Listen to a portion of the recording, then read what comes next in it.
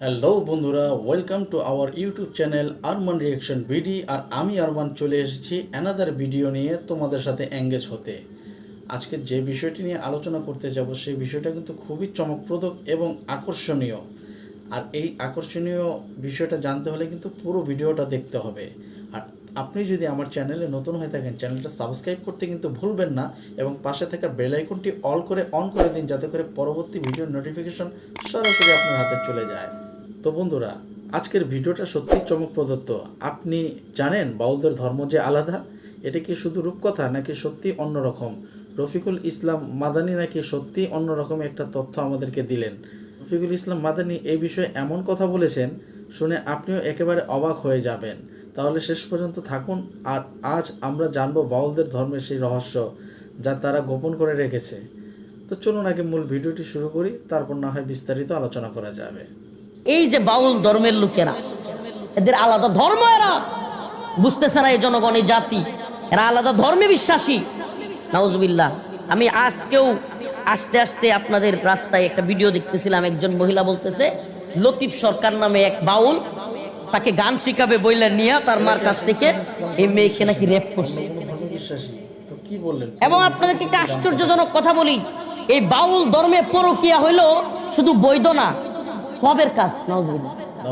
এই বাউলরা কার বউ কার লগে এটা কোনো ঠিক ঠিকানা নেই।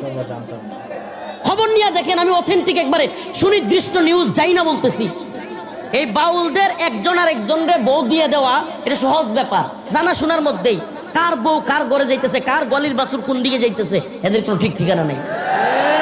এবং এই বদমাইশগুলো বলে কি না, নাউজুবিল্লাহ, এরা এমনও কথা বলে যে নাউজুবিল্লাহ বলতেও কেমন লাগে, যে তাদের যে বাবার সাথে তারা এটাকে বলে দয়াল বাবা, এই দয়াল বাবার সাথে নাকি মিলিত হওয়ার অন্তিম মুহূর্তে নাকি পরম সত্তা এসে হাজির হয়। নাউজুবিল্লাহ। আসলে এটা মানে বাউল ধর্মে লুচ্চামি হলো আসল কথা। নাউজুবিল্লাহ কথা বললেন উনি, আসলে এগুলা কিন্তু আমরা জানতাম না। তবে দয়াল বাবা বলতেছে পেশাব শিল্পী, আর বাউল অর্থ পেশাব। বাউল অর্থ কি সিরিয়াসলি এটা জানেন না হয়তো, আলেমরা জানে। বাউল অর্থ কি? পেশাব। আল্লাহ মাফ করুক। আল্লাহকে যারা কটূক্তি করবে, আমরা কাউকে নিন্দা করার জন্য, উস্কানি দেওয়ার জন্য কথাগুলো বলছি না ভাই। আগে বলেন, আপনি যদি বলেন যে বাউলদেরকে কেন আক্রমণ করা হলো, আমরাও নিরীহ বাউলদেরকে আক্রমণ করার পক্ষে না, নিরীহ বাউলদেরকে আহত করবার পক্ষে না। কিন্তু আল্লাহকে নিয়ে যে কটূক্তি করে, যে আল্লাহকে বলে আল্লাহর কথার, নাউজুবিল্লাহ, এই কথা শব্দগুলো ইউজ করতে পারি না, এই শব্দগুলো যে ইউজ করে, আমরা কি তাকে প্রতিহত করব না? বলেন, প্রতিহত করব না? এই দেশ তো মুসলমানদের, এই দেশ শাহজালাল মুজাররাদে আমিনীর দেশ। এই দেশে অসংখ্য আলেম উলামা এই দ্বীনের জন্য হাসিনার জুলুমের শিকার হয়েছে। আমরা যদি চুপই থাকতাম ডক্টর ইউনূসের সময় আইসা, তাহলে তো হাসিনার সময়ও চুপ থাকতে পারতাম। হাসিনা আমগরে বাতাও দিত, হাদিয়াও দিত।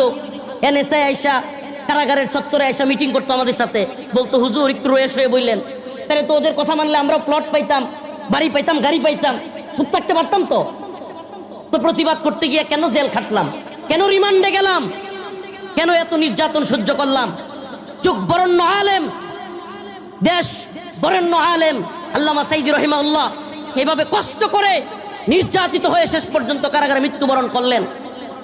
এদেশের 3 বারের প্রাইম মিনিস্টার, তিনি এই 2 কোটি টাকার চুরির মামলা, একটা প্রধানমন্ত্রী নাকি 2 কোটি টাকা চুরির মামলা, বাটপারের অতটা লেভেল থাকে।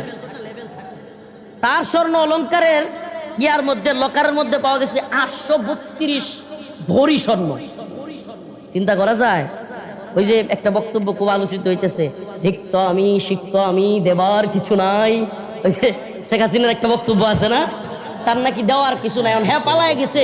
এখনো তার যে ওই যে লকার ছিল, লকার ওটা ভাঙ্গা 832 ভরি স্বর্ণ পাওয়া গেছে। আবার নৌকাও আছে স্বর্ণে। চিন্তা করতে পারেন? তাইলে এরা কি পরিমাণ চুরি করছে। আর সে মামলা দিছে 2 কোটি টাকা। একটা প্রধানমন্ত্রী, আরে আমরা ইউনিয়ন চেয়ারম্যান হতো 2 কোটি টাকার উপরে চুরি হলো। আমাদের আঞ্চলিক একজন ইউনিয়ন চেয়ারম্যান, কষ্ট নিয়েন না কেউ, অনেক আঞ্চলিক এই অঞ্চলের কথা বলছে, আমাদের অনেক আঞ্চলিক চেয়ারম্যানরাও 2 কোটি টাকার উপরে কামাই করে 5 বছরে। আর একজন 3 বারের প্রধানমন্ত্রীরে মামলা দিছে কয় কোটি টাকা। মানে আসল কথা হইলো কি জানেন, যার দুর্নীতি অনিয়ম খুঁজা পায় না, হেরে আর কি দিব? এরা আর কি দিব? তো এই বাটপারি সিটারি বাংলার জনগণ বুঝে গেছে, ঠিক কি ঠিক না? ঠুস করে ফালাইয়া দিতে চাইছিল ডক্টর মোহাম্মদ ইউনূস, এখন নিজেই ঠুস করে ওরাল দিছে। বলছিল শেখের বেটি পালায় না, তুই পালাইছিস, তোর 14 গোষ্ঠী সহ পালাইছিস। বলছিল না যে শেখের বেটি পালায় না? আমাদের উপর জুলুম, নির্যাতন, অত্যাচার, নিপীড়ন। আরে ভাই, কেউ আওয়ামী লীগের লোক থাকতে পারেন, বলবেন হুজুর আপনারা খালি আওয়ামী লীগের বদনাম করেন। ভাই শুনেন, আপনার কাছে আপনার বিবেকে একটু প্রশ্ন রাখি, একটা প্রশ্ন রাখবো, আজকে উত্তর দিয়ে যান। আচ্ছা, আমি মনে করেন কথার কথা যে এই অনির্বাচিত সরকার, রাতের ভোট চুরির সরকার মানি না, কসুর প্রধানমন্ত্রী মানি না, এগুলো বলছি। আচ্ছা ঠিক আছে, আপনাদের ভাষায় ধরে নিলাম আমি ভুল করছি, আপনাদের কথায় আপনাদের প্রধানমন্ত্রীকে এভাবে বলা উচিত হয় নাই, ধরে নিলাম যে আমার ঠিক আছে বক্তব্য ঠিক হয় নাই। তো আপনি কি করবেন? আমার নামে মামলা দিচ্ছেন এক কথার জন্য, একটা না, দুইটা না, 60টা। কয়টা কথা? কিন্তু একটাই মামলা, সবগুলোতে একই কথা লেখা। মামলা কয়টা? আচ্ছা, এক কথায় কি 7টা মামলা হয়? এক কথায় কি 7 মামলা হয়? আবার 7 মামলা করলেন। আচ্ছা, এইটাও মাইনা নিলাম, 7 মামলায় 26 দিন আমার রিমান্ডে রাখলেন। 26 দিন।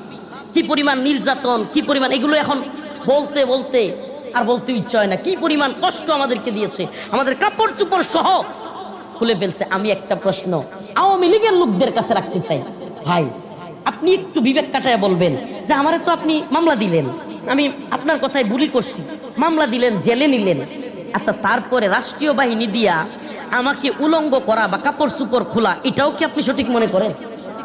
আপনি তো মামলা দিচ্ছেন, আমার যদি অন্যায় করে থাকি আদালত আছে, বিচার হবে, একটা সময় সাপেক্ষ বিষয়, আপনি বিচার করেন, মামলা দিচ্ছেন।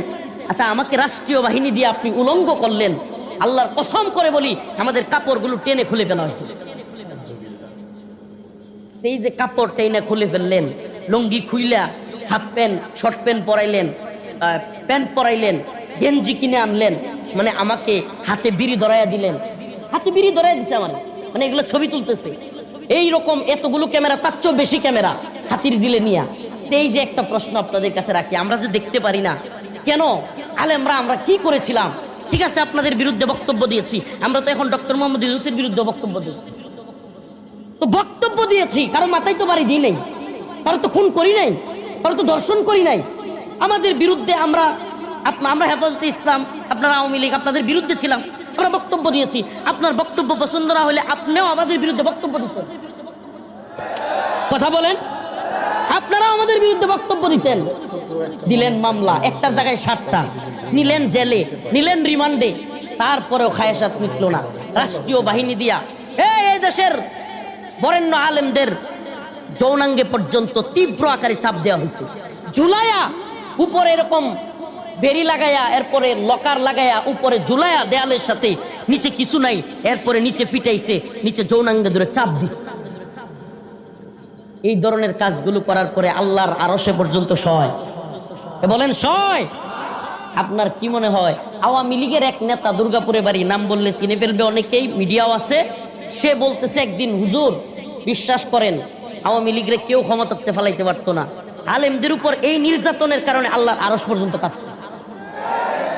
যে এইভাবে নির্যাতনের পরে এদেশের আলেম সমাজের উপরে, ভাই আলেমরা কি সবাই খারাপ? আমরা না হয় ঠিক আছে গুনাহগার মানুষ, ভালো না, কিন্তু এই যতগুলো আলেমরে নিল, আল্লামা জুনায়েদ বাবুনগরী রহিমাহুল্লাহ, যেই লোকটারে হাসিনার সচিব একজন মারা গেছে, জয়নাল আবেদিন, এই সচিব নিজে গিয়ে অফার করছিল টাকার, নিজে গিয়ে অফার করছিল বিদেশে চিকিৎসা দেওয়ার। আল্লামা জুনায়েদ বাবুনগরী রহিমাহুল্লাহ বলছিলেন, আমার টাকার দরকার নাই, আমারে আপনারা পাসপোর্টটা দিয়ে দেন, আমার ছাত্ররাই আমার চিকিৎসা করাবে। সুবহানাল্লাহ। এত বড় বড় বড় বড় বুজুর্গ মানুষগুলোরে কি পরিমাণ কষ্ট দিয়েছে। আমি বলতে চাই, সব আলেমরা কি খারাপ? আপনার কাছে কিছু আলেম খারাপ হইতে পারে আওয়ামী লীগের বিরুদ্ধে যাওয়ার কারণে, কিন্তু দেশের সব আলেম কি খারাপ হয়ে গেছে? তাইলে এতগুলো ডালাও পাবে, শত শত আলেমকে যে জেলে নিলেন, রিমান্ডে নিলেন, নির্যাতন নিপীড়ন করলেন, একবারও কি আল্লাহর ভয় হইল না? আমাদের বক্তব্য একেবারে পরিষ্কার, যে বাউল আবুল সরকার আমার রবকে নিয়ে এ ধরনের বক্তব্য দিয়েছে, তাকে আপনারা শাস্তির আওতায় নিয়ে আসুন। বাংলাদেশের তাওহীদবাদী কোটি কোটি মুসলমানের অন্তরে যে আবুল সরকার কষ্ট দিয়েছে, যে আবুল সরকার আমাদের রব্বে কাবা, যেই কাবার কারণে, রব্বে কাবার কারণে যেই মালিকের কারণে আমি কথা বলতে পারি, যেই মালিকের কারণে আমি খানা খাইতে পারি, যেই মালিকের কারণে আমি জান্নাতে যাব, যেই মালিকের উপর বিশ্বাসের কারণে আমার সব কিছু, সেই মালিককে নিয়ে এভাবে কটূক্তি করলে আমরা সহ্য করব না। আমাদের বাবাকে কিছু বলেন, আমাদের মাকে কিছু বলেন, আমাকে কিছু বলেন, আমার ভাইকে কিছু বলেন, আমরা সহ্য করব। কিন্তু আমার রবকে নিয়ে, আমার রাসূলকে নিয়ে কিছু বলবেন, আমার কি করবেন? আপনি কে? ঘোড়ার ডিম দেখবার সময় আমাদের নেই। আমরা সুস্পষ্ট আপনাদেরকে কথা বলি, আপনারা যদি এদেশের তাওহীদবাদী জনতাকে চুপ রাখতে চান, আপনারা বাউল গান দিবেন, অনুমতি। রাষ্ট্র তো ইসলামিক রাষ্ট্র হয়ে যায় নাই, এটা এখনই শরিয়ার রাষ্ট্র না। যেহেতু এই রাষ্ট্রে এখনো শরিয়া প্রতিষ্ঠা না, অতএব সকল মতের লোকদেরকে আপনারা অনুমতি দিবেন, আমরা বাধা দিতে পারি না। আমাদের বক্তব্য পরিষ্কার, আমরা বাধা দিতে পারি না। কিন্তু একটা জিনিস মনে রাখবেন, আপনারা বাউল গান দিবেন, আপনারা বিভিন্ন নাচ গানের মঞ্চ তৈরি করবেন, মঞ্চ বানাবেন, কিন্তু কোনো মঞ্চ থেকে যেন আল্লাহ এবং তার রাসূলের বিরুদ্ধে কটূক্তি না করা হয়। কথা পরিষ্কার? আমাদের কথা একেবারে পরিষ্কার। আপনারা ভিন্ন মত থাকবে, ভিন্ন পথ থাকবে। আমরা কি কোনোদিন আজ পর্যন্ত হালুয়াঘাটের কোনো জনগণ কোনো মূর্তি ভাঙতে গেছে? বলেন, ভাঙতে গেছে? আমরা কি অন্য ধর্মের লোকদেরকে ভাঙচুর করতে বলি? আপনাদের নেতারা এখানে আছেন, কেউ বলেন? এরা তো ইসলামিক নেতা, মুসলমানদের সন্তান। কেউ বলছে কোনোদিন যে অমুকের বাড়িঘর ভেঙে দাও, অমুকের এই অমুসলিম হওয়ার কারণে তার ব্যবসা প্রতিষ্ঠান ভেঙে দাও বলছে? বলে নাই, আমরা বলি না। ইসলামিক নেতারাও বলে না, অন্য যে সমস্ত দলের নেতারা আছে ওনারাও বলে না। তাইলে আমরা যেহেতু আপনাদের কোনো কিছুই ভাঙতে বলি না, ভাঙচুর করতে বলি না, আমরা আপনাদের সহ অবস্থানে বিশ্বাস করি, কিন্তু আপনারা আমাদের রবকে কষ্ট দিবেন, তখন কি আমাদের সহ্য হয়? আবার তো ভিডিওটি দেখে নিলাম। ভিডিওতে কিন্তু উনি স্পষ্টভাবেই বললেন এখানে যে মূল বাউলদের ব্যাপারে যে কথা বলা হলো, যে এটা আসলে তাদের আলাদা একটা ধর্ম, তাদের আলাদা একটা ধর্ম বিশ্বাস। এখানে তাদের ওই দয়াল বাবাকে তারা পীর অনেক বড় কিছু মনে করেন, এবং এখানে পরকীয়ার ঘটনাগুলো আছে।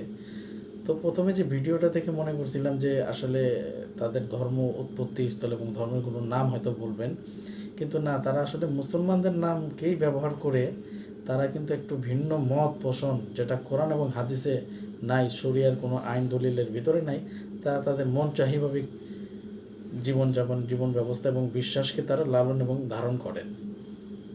তো সত্যি কথা বলতে, যদি এই ধরনের কোনো বিশ্বাস ধারণ লালন করেন, তাহলে সেটা তো আসলে ইসলামের সাথে যায় না। আপনি তখনই ইসলামের সাথে যেটা যাবে সেটা হচ্ছে ইসলামের শিক্ষা, ইসলামের আদর্শ, ইসলামের আকীদা যখন আমি আমার ভিতরে লালন এবং ধারণ করব, তো সেটাই হচ্ছে মূলত ইসলাম।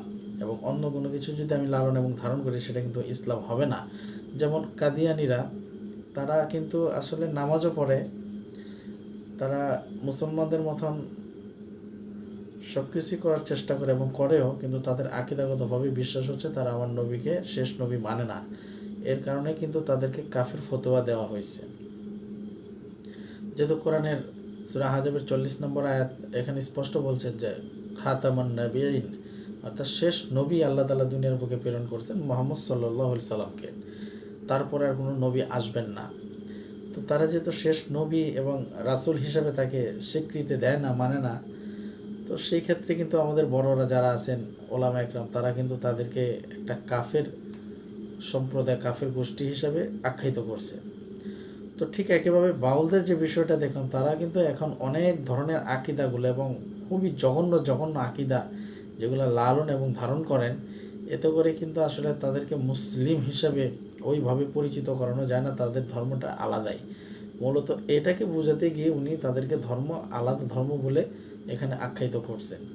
তো ভিডিওটি কিন্তু আসলে বর্তমান সময়ে যে বাংলাদেশে ঘটে যাওয়া যে বিষয়গুলো বাউলদেরকে নিয়ে ঘটছে, বিশেষ করে আবুল সরকার নামে যে একজন ফাউল একজন ব্যক্তি, যিনি আমার আল্লাহকে নিয়ে এমন কটূক্তিকর কথাবার্তা সে নাট্যমঞ্চের মতন, নাট্যমঞ্চের ডায়লগের মতন বলে গিয়েছেন। সে যেভাবেই বলুক, যাই বলুক না কেন, সেটা সরাসরি আমার আল্লাহর শানে বেয়াদবির শামিল হয়েছে, এবং এটা আমার আল্লাহর শানে বেয়াদবি হয়েছে, যেটা আসলে তৌহিদি জনতা মানতে পারেন না। এটা কিন্তু আসলে খুবই দৃষ্টিকটু এবং সাধারণ ধর্মপ্রাণ মুসলমানদের হৃদয়ের ভিতরে আঘাত করার শামিল এবং আঘাত করছেন, যেটা বাংলাদেশে পরবর্তী সময় আজকে বাউলদের ব্যাপারে সাধারণ মানুষ এই অবস্থানে কঠোর হয়েছে এবং তারা তাদেরকে প্রতিহত করার চেষ্টা করতেছে এবং ওই আবুল সরকারের ফাঁসির জন্য কিন্তু তারা বিভিন্ন জায়গায় আমরা দেখেছি মিছিল মিটিং করতেছে। তো এই সমস্ত বাউলদের ব্যাপারে রফিকুল ইসলাম মাদানী সাহেব যে সমস্ত কথাবার্তা বললেন, এই কথাবার্তার সাথে আপনার মতামত কি? ভিন্ন মত নাকি একই মত? সেটা কিন্তু কমেন্ট বক্সে জানাতে পারেন এবং ভিডিওটিকে অবশ্যই লাইক দিয়ে সাপোর্ট করবেন, যাতে আমরা আরও ভালো ভালো নতুন নতুন ইন্টারেস্টিংপূর্ণ ভিডিও আপনাদের জন্য আনতে পারি। আর চ্যানেলে নতুন হয়ে থাকলে চ্যানেলটি সাবস্ক্রাইব করতে কিন্তু ভুলবেন না। অবশ্যই সাবস্ক্রাইব করে দিবেন এবং পাশে থাকা বেল আইকনটি অন করে অল করে দিবেন, যাতে করে পরবর্তী ভিডিওর নোটিফিকেশনগুলো আপনার হাতে চলে যায়। এবং ভিডিওটি ভালো লাগলে লাইকও কিন্তু দিবেন, সাপোর্ট করবেন, পাশে থাকবেন, যাতে করে আমরা একসাথে অনেক দূর এগিয়ে যেতে পারি এবং বিভিন্ন বিষয়গুলো আপনাদের সামনে উপস্থাপন করতে পারি। তো এই আশা ব্যক্ত রেখে আপনাদের সুস্থতা কামনা করে আজকের মতো বিদায় নিচ্ছি। আল্লাহ হাফেজ। আসসালামু আলাইকুম ওয়া রাহমাতুল্লাহ।